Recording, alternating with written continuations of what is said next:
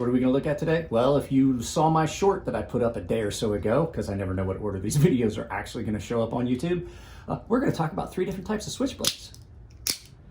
Let's talk about that. You know what time it is. Turn down the volume because here comes a little bit of music.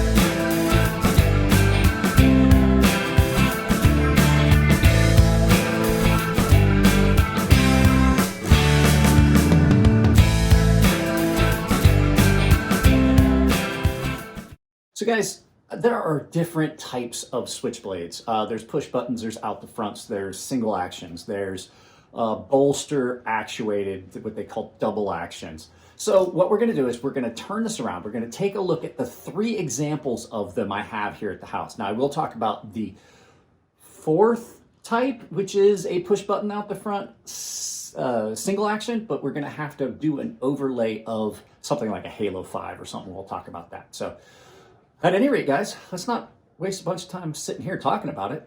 Let's turn this around and look at it from above.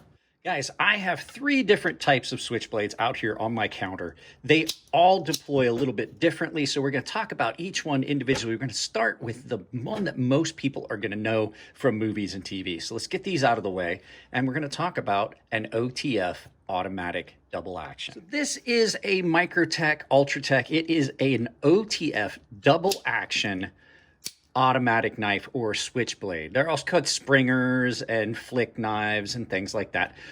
But basically all it is there's a button here and you're going to push forward on it. Eventually that's going to compress the spring up here and stretch the spring back here to where the slide that's inside has to catch up with this because there's little gates and stuff inside. I did a video of what's inside of these one time.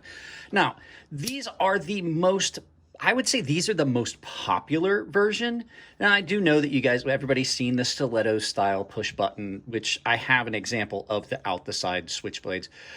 But these are simply just an out the front knife that when you push on it, it comes out. Now, a lot of people will say, like, I don't understand why they're illegal. I agree. I don't understand why they're illegal. These aren't any more dangerous than anything else you would carry. But I do think they are a little bit single purpose. They're not great. Now, there are different types of these. Benchmade has theirs. There are some where the switches are up here, but they're still all double action out the front switchblades. There's some where you push the switch here and it comes out the front. There's some that are broader. There are, all kinds of different configurations of this, but basically they're all the same. It's just a blade that comes straight out and goes straight back. Now, the legalities of this, you're going to have to look into where you live. So I do know that some places these are perfectly legal. And these are a lot of fun. These have a cool fidget factor to them. They sound cool, but they're not really that big of a cool factor for me. I mean, they're kind of cool. The only reason I have a couple is one of them is a special edition, and this one my daughter liked, and I got rid of all the other versions of my Ultratechs. So there you go. The first one is an out the front double action. Now, the next one we're going to talk about is way different. So this is the Heretic Knives Medusa push button auto. It's an out the side auto. So you push the button and the knife comes out. And as Jared said, if you're strong enough and you've got the dexterity, you can open and close. You can open it one-handed and you can also close it one-handed. I don't recommend it. The best way to do it is just use your other hand or push your button and put it down on something and close it like that. Now, this is really much more reminiscent of what you would have seen in the 1950s movies with James Dean. The blade configuration, handle configuration were a lot different. The stiletto type were like this. They had a push button and they locked open. Now, the way you closed them was a little bit different. You had to manipulate the finger guard and push in on it and release the tension. But these basically operate the same. There's a spring in here that when you push this button, you can see that plunger right there. Once that plunger goes down to a point, the blade's gonna, that's the only thing holding it, and the blade's just gonna come out under that spring. So these are actually, of all of the autos, I would say that these are probably the most functional because there's no derailing. if you happen to bump into something and then you move that object out of the way, it's still going to come open. They can be much more standard style knives. There's not a lot of difference in the configuration of this knife or this knife. They are basically the same knife. This one just doesn't have a spring or a button. It's a flipper. Now, I said it in my short, I don't see why it is so, what the preoccupation is with some of these. Is it any faster? No. Is it any more reliable? No. It's just that cool factor of having an auto in your pocket. Now, this is a great knife. It's built really well. It's got a very strong spring in it. But when my thing on some of these is the more complicated you make the mechanism, the more chance of failure you're going to have. So the out the sides are a little bit out of the realm of something I would like. So there you go. This next one is really similar to this. It's the activation method that's going to be different. So this is a knife that has been here forever. It's Elijah Isham's knife. I sharpened it for him, and we just have not gotten to a point where he has gotten me the information. Now, this one's a little different. This is what's called a dual action or double action. So you can actually just carry this knife as a regular folder. But it does also have a little hidden feature. This is one of the ones that's called a hidden auto double action. And this, sometimes you have to move the bolster, sometimes you move the scale. This one, you move that scale and it actuates the spring. So then when you close it, it comes back and you got to overcome that spring and it locks it back. And now you're back to just a regular knife. I like this knife. I would like this knife even if it wasn't an auto. This is a Matt Diskin double action. Matt makes incredible knives. And the action on this is amazing even without the auto. And I'm just going to say, I would prefer if this knife did not have that feature. But there's a lot of people that like this little hidden feature. Now, make no mistakes. This is still considered a switchblade or an automatic. This knife would possibly be illegal where you live. It's just a little bit of a flip or kind of a variation on the out the side auto. It's a little bit more refined. It's a little bit more delicate. It's got some features to it. The Touch Knives, Will and Eric make knives like this, where it's a hidden auto, and they're just great. They are really cool.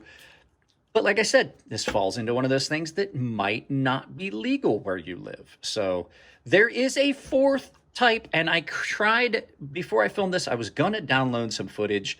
I may still put a picture in while I'm talking about it, but we're going to pull the Ultratech back up, and we're going to look at the fourth and final switchblade that I can think of that I really think is something that would be interesting. So the last type is going to be a variation on these OTFs. You could actually say these are single action. The button only does one feature. It does not close it. So if I push that button, the knife does not close. The button on this one actually opens and closes it. That's why this is a double action out the front. So the other type is a Halo style single action OTF. Now, I'm going to put a picture up here and I'm going to keep talking, but that is a knife that absolutely has a single button. So as you can see, there's a button that you push and there's a slide on the back. And now we'll come back to me talking about it and I'll kind of explain it. So that picture you saw of that knife, there's a button here. And then there's a rail that's back here. And I put up a couple pictures so you can see it. So instead of this pushing forward and pulling back, actuating and retracting it, you push that button, that spring is already compressed, because when you have that pulled back and then slide it shut with the button down, you've basically compressed that spring and locked it in place. So it's under constant tension. I don't like that idea as much. It doesn't have near as, it's going to have more tension on your springs, and they're not going to last as long. And the other thing is, I do know that the buttons are really hard to actuate, and there's not much chance that you're going to have one deploy by accident, but it is much less safe, in my opinion, than this. This requires a lot of force. I actually have friends that have a very hard, I have very strong hands, and even for me, sometimes this feels stiff. I have friends that can't even deploy this knife. So I find these to be a little bit safe, but those, once again, there's a picture of it. Out the front, the out the front single actions where you have to cock the knife before you can release the blade. This one requires less actual work, in my opinion, and is much easier to use. So there you go. There was basically 4 different types of Switchblades deployment methods. So if we're going to just get this turned around, I'll give you some final thoughts on what I think about automatic knives, and then we'll send you guys on your way. There you go, guys. That was 3 different types of Switchblades with a 4th that we kind of talked about with a video overlay. Do I think they should be illegal? No, I don't. Do I think they're real useful and it's something that has anything to offer more than just a fidgety factor? It depends on the situation. I would say no for me. I like them just because they're fun. They're fun to fidget with. They're cool to have. They are showy. They're flashy. But for me, I don't think they really provide me any value. Now, if you were in a situation where maybe you couldn't manipulate an actual folding flipper or something like that, they may come in useful in a situation like that, but then you still have to manipulate it to close it. So like if you had diminished use of a hand, maybe an automatic would be a better choice, but I really don't think so.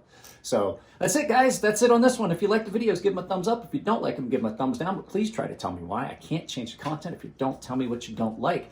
If you want to support the channel, it's as simple as like, share, subscribe, drop a comment, hit that bell icon, and choose all notifications, and then go make sure you have your notifications enabled on your device, because if you don't do that, you won't even get the notifications from YouTube.